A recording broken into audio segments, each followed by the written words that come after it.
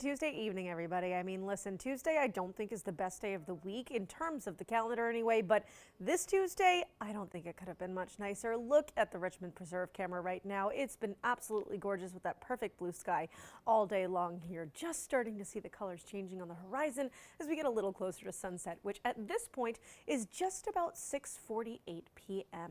Temperatures right now cooling down, technically speaking, but it's not exactly cold.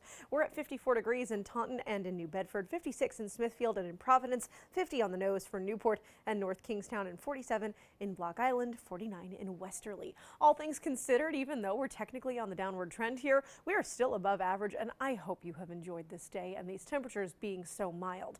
Overnight tonight, we stay pretty mild in the mid and upper 30s for the most part, mainly clear, a couple clouds creep in the evening. Why? Well, because there's nothing exciting happening around us now, but far to our north, there's a cold front. You can see it right on the border there of the Great White North. A couple of showers coming into the Adirondacks, northern Vermont, and northern New Hampshire as well, just brushing the greens and the whites. But that's really all this front's got. There's not much more in terms of energy or moisture available. You want me to show you? Well, you might not have asked, but I'm going to show you anyway. This is a look at one of my absolute favorite maps. It's called the Precipitable Water Map. What does that mean?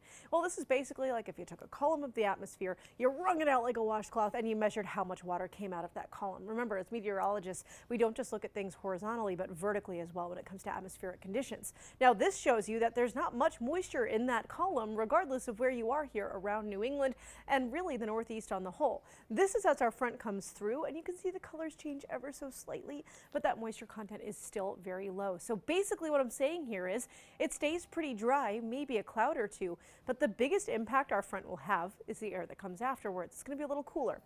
Not cold, not downright bitter freezing or anything like that, but it's a colder day tomorrow than it was today. Temperatures in the mid and upper 40s, which is still above average for this time of year, so not all too bad, at least I don't think so. 46 tomorrow for Taunton, 47 in New Bedford, 48 for Smithfield, 48 for Providence, North Kingstown, and Westerly as well. Not too bad all in a row there.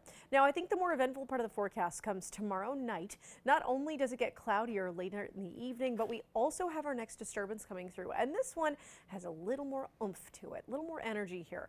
That's going to result in, believe it or not, a couple of snow showers as temperatures dip overnight with that cooling trend. Is it going to be super exciting? No, it's just a reminder that it's March in New England, not June. Now, again, looking at a couple of snow bands here coming through, even some raindrops in the mid-morning. This shouldn't impact your commute too much, except for, I would say, those first few minutes on the roads. It could be a little slick and slippery in spots, but that's about it. How much snow are we actually looking at here? I think a dusting is being generous. I'm going to be totally honest with you there for parts of Providence County, parts of northern Bristol County.